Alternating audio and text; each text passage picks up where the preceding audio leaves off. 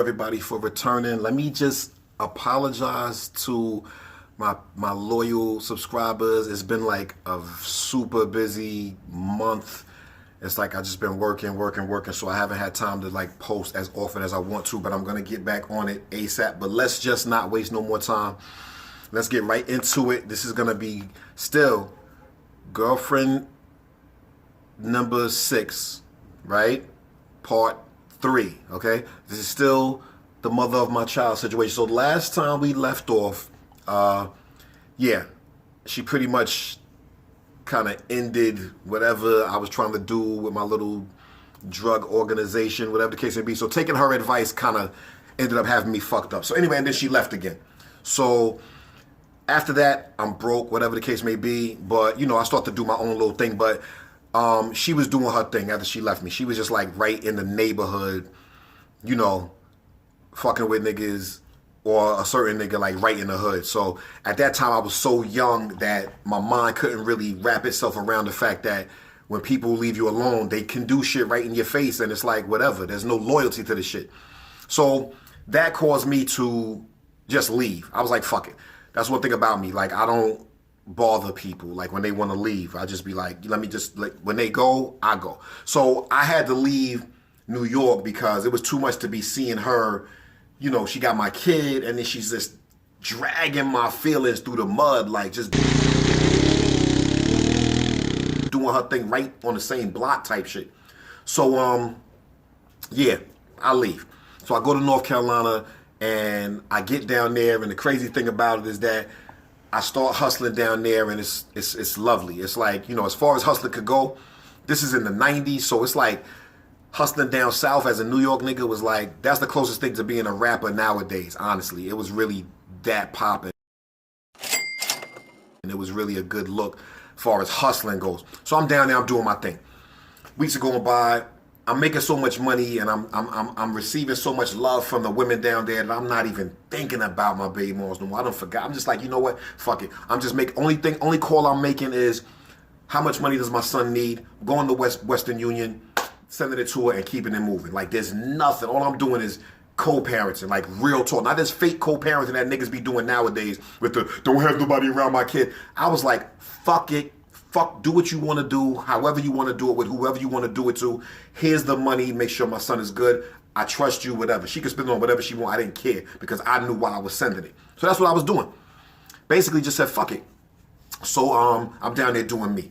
Whatever. Getting money. Like my days are filled with just hustling for a few hours, making $2,000 or $3,000, going to the mall, messing with chicks, buying cars. Like that's really all I was doing. Like I was just so happy that the love that I thought I had for her was like over. So one day I'm down there, I'm hustling, doing me, and I get a phone call or whatever. And when I pick it up, I don't recognize the number. I pick it up or I call it back. I think we had beepers at that time. Whatever it was, I get on the phone and somebody's like, yo, come get me. I'm like, hold up. I recognize it's my baby mom. I'm like, the fuck you mean come get you? I'm in North Carolina. Like, what you talking about? She's like, come get me. I'm down here. I'm at the bus station. So without any warning, without any word, without anything, she just hops on the bus. I left her alone. Like, you free to do you. Do you. She hops on the bus, comes to North Carolina, and calls me from the bus station. So I got to go pick her up. She got my son. I pick her up. And so now for the next 2 weeks, I'm focusing back on her. But she's down here with me. So she's eating. We going shopping. She's seeing the lifestyle again. So one day she says to me, she's like, yo, we should go back home, whatever. And my dumbass. The reason that bad things happen to you is because you're a dumbass. My dumbass, I leave all the women down there that's showing me love. I forget everything she's done to me. I leave $3,000 a day. And you can ask anybody from North Carolina if they was in telehomes at that time. That was happening. I leave $3,000 a day to just go back and be in love. So we jump on the expressway, jump on the highway, got my son, I got an Audi, and I drive back to New York. Yo, I'm gonna keep it real. By the time I got back to New York and me and her, we vibing, I'm gonna give it about, I'm gonna say like 3 weeks. Within 3 weeks, my money's drying up. The car breaks down. I go to her house and she hits me with the, yo, I don't think we should do this no more. Bruh. The bitch cuts me off again. Now I'm stranded. I'm like, what the fuck did I do? I done gave up all of that to come back up here and get shot down again. So I try to go back to hustling up here.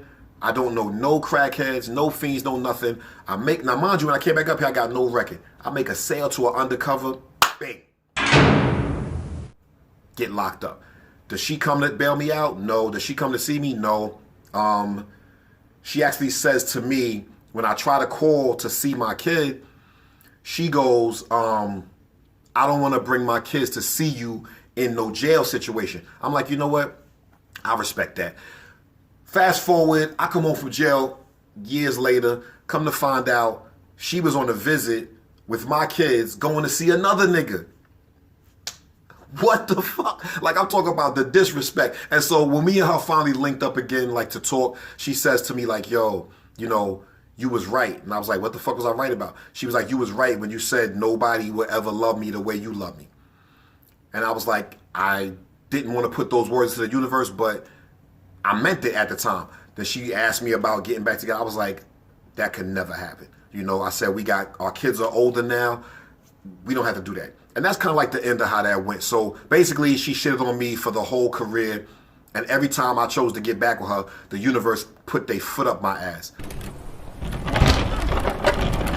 And I just left her alone. And when I left her alone, life just got better. You feel me? So, yeah, we'll be back ASAP. A couple days from now, I'm going to be shooting parts, girlfriend number 7, and I'm going to stay on it. So bear with me, because sometimes I got to work, but I'm trying my hardest to hold these things together. All right, thank y'all for tuning in. Yeah, easy as I thought, niggas. I'm out of here.